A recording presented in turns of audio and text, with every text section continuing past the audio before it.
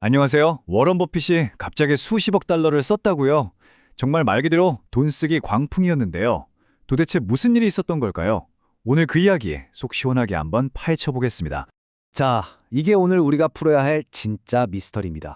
버핏이 주주서한에서 요즘엔 살만한 게 진짜 거의 없네요 라고 말한 게 바로 2월 26일이었어요.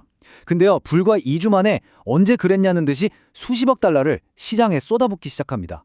아니, 대체 그 짧은 시간 동안 무슨 심경의 변화가 있었던 걸까요? 한번 생각해 보세요. 거의 1,500억 달러, 우리 돈으로 치면 거의 200조 원에 달하는 현금을 그냥 금고에 쌓아두고만 있던 버키셔 해서웨이가 갑자기 움직이기 시작한 겁니다. 그것도 시장이 막 혼란스러울 때 오히려 공격적으로 말이죠. 당연히 모두가 대체 왜? 하고 궁금해했죠. 이 질문에 버핏의 오랜 파트너 찰리 먼거가 뭐라고 답했는지 아세요? 우리는 그냥 단기 국채보다 더 마음에 드는 걸 발견했을 뿐입니다. 어때요? 정말 재치 있죠? 물론 이 시크한 한마디 뒤에는 훨씬 더 깊은 이야기가 숨어 있습니다. 이제 버핏이 직접 설명하는 진짜 이유를 들어보시죠. 자, 버핏의 이 돈 쓰기 광풍은요, 크게 두 부분으로 나눠서 봐야 합니다.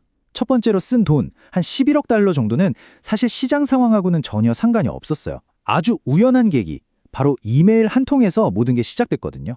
진짜 재밌는 게 이 속도예요. 버핏이 살 게 없다고 공식적으로 말하기 바로 전날 오랜 친구한테서 이메일 한 통을 받습니다. 이 친구가 바로 엘러게인이라는 회사의 새로운 CEO가 된 사람이었죠. 근데 버핏은 이미 60년 동안 이 회사 보고서를 꼬박꼬박 읽어왔어요. 회사를 속속들이 알고 있었던 거죠. 그러니까 뭐 망설일 게 있었겠어요. 바로 만납시다 했고 만나자마자 인수가 결정된 겁니다. 그러니까 핵심은 이거예요.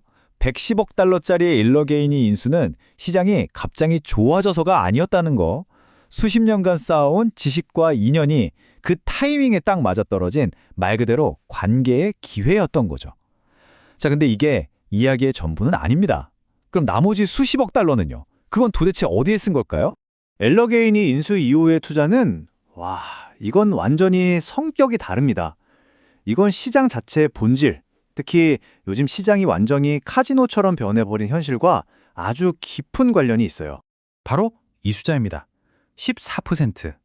버크시어가 옥시덴탈 페트롤리움이라는 거대 석유 기업의 지분을 새로 사들인 비율이죠. 14%? 이게 뭐 그리 대단하냐고요? 아니요, 그 맥락을 알면 정말 입이 떡 벌어집니다. 이 회사는 이미 인덱스 펀드가 40%를 꽉 쥐고 있어서 시장에서 실제로 거래할 수 있는 주식이 전체 60%밖에 안 됐어요. 근데 그중에서 무려 14%를 단 2주 만에 사들인 겁니다. 수십 년 된 거대 기업의 주식을 말이죠. 이게 가능한 일일까요? 워런 버핏 자신도 이 사실에 충격을 받았다고 해요. 솔직히 이게 가능하다는 걸 믿을 수가 없었습니다. 미국 대기업들이 전부 포커칩이 되어버렸어요 라고 말했죠. 이 말 정말 뼈가 있죠. 기업 가치를 보고 길게 투자하는 게 아니라 사람들이 주식을 그냥 카지노의 포커칩처럼 던지고 있다는 뜻이에요. 네, 바로 이런 환경이 카지노 시장입니다. 한번 생각해 보세요. 월스트리트는 우리가 투자를 할 때보다 도박을 할 때, 즉 사고팔고를 더 자주 할 때 돈을 더 많이 벌어요. 그러니 당연히 이런 투기적인 분위기를 부추길 수밖에 없겠죠. 이 두 가지 사고방식의 차이를 보면 정말 명확해집니다. 버핏은 투자를 마치 농장이나 아파트를 사서 잘 가꾸고 개선해서 장기적으로 가치를 높이는 거라고 봐요. 반면에 도박은 뭐냐? 주식을 그냥 포커칩처럼 취급하면서 막 3일짜리 콜옵션 같은 걸 사고 파는 그야말로 광적인 단기 거래를 의미하죠. 버핏이 보기엔 지금 시장은 명백히 후자에 가깝다는 겁니다. 먼거 역시 이런 시장을 아주 날카롭게 비판합니다. 정말 기묘한 시스템이에요. 멀쩡한 장기 투자가 도박판이랑 뒤섞여 버렸으니 라고 말이죠. 시장이 거대한 도박장이 되어버렸다는 거죠. 버핏이 이러한 시장의 본질을 꿰뚫어 본 건 사실 아주 오래전 경험 덕분이에요.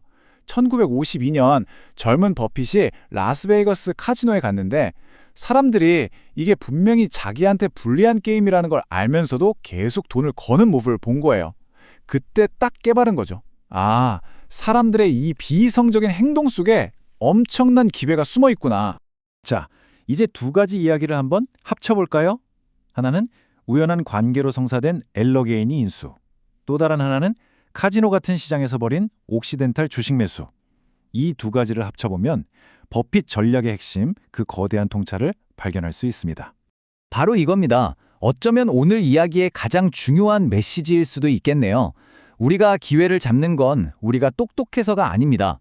단지 우리가 제정신이기 때문입니다. 모두가 미쳐 돌아가는 시장에서 가장 큰 무기는 천재적인 지능이 아니라 그냥 냉정하고 합리적인 태도, 바로 제정신을 유지하는 거라는 거죠. 이 과정 정말 간단하지만 강력하지 않나요? 1단계, 시장이 투기판, 즉 카지노처럼 변합니다. 그럼 2단계, 주식 가격이 기업의 본래 가치와 상관없이 마구 움직이죠. 바로 그때 3단계, 제정신을 차리고 있는 투자자에게는 이걸 싸게 살 수 있는 엄청난 기회가 열리는 겁니다. 그렇다면 이 모든 이야기를 통해서 우리가 얻을 수 있는 가장 중요한 교훈은 뭘까요? 성공적인 투자를 위해서 우리에게 가장 필요한 단 한 가지는 과연 무엇일까요? 버핏의 대답은 바로 이겁니다. 투자에 높은 IQ는 필요 없습니다. 올바른 태도가 필요할 뿐입니다. 시장의 광기에 휩쓸리지 않고 마치 농부가 묵묵히 밭을 갈듯 기업의 본질적인 가치를 바라보는 올바른 태도. 이것이야말로 버핏이 이번 수십억 달러짜리 쇼핑을 통해 우리에게 던지는 가장 강력하고도 또 위안이 되는 메시지가 아닐까 싶습니다.